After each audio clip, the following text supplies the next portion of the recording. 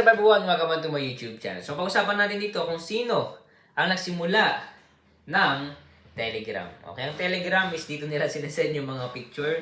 Okay, kasi masyado nang mataas yung parang minsan lumalabo pag messenger sinesend yung mga picture, especially mahilig mag-picture dyan. Okay, so ang nagsimula lang naman dito sa Telegram is si Puzzle Dorov, okay?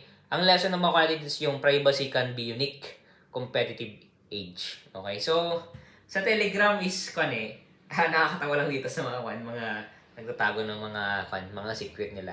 Okay? Pero sa Bible naman na kailangan rin naman natin i-secret yung mga dapat i-sekreto, especially yung mga confidential. So dito sa Telegram, magamit nyo to. Okay, nakasolve siya ng problem. Okay, meron yung one day, mali-delete na yung messages nyo. Okay, 24 hours. Pero okay, ito ay nakakatulong especially kapag confidential yung business, okay?